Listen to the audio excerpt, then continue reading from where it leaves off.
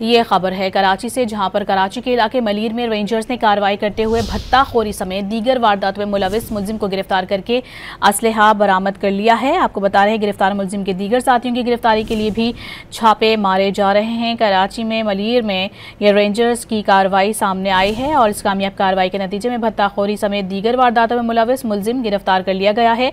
मुलजिम कासिम के कब्जे से असलहा बरामद किया गया है, जबकि मुलजिम लियारी में मुख्तलिफ गैंग वार का हिस्सा भी रहा है। साथ ही अपने नाज़रीन को बताएं कि मुलजिम का अपने साथियों के हमरा नॉर्थ कराची में भी कार्रवाइयों का इंकशाफ सामने आया है। मार्केट मलीर में भी भत्ता वसूली में मुलविस होने का इंकशाफ किया गया है। गिरफ्तार मुलजिम के दीगर साथियों की गिरफ्तारी के लिए भी रेंजर्स की जानिब से छापामार कार्रवाइयाँ जारी हैं। आपको बताएं कराची के इलाके मलीर में ये रेंजर्स की जानिब से कामयाब कार्रवाई की गई है और इस कार्रवाई के नतीजे में भत्ताखोरी समेत दीगर वारदातों में मुलविस मुलजिम गिरफ्तार कर लिया गया है। साथ ही आपको बताएं कि गिरफ्तार मुलजिम के दीगर साथियों की गिरफ्तारी के लिए भी छापे मारे जा रहे हैं।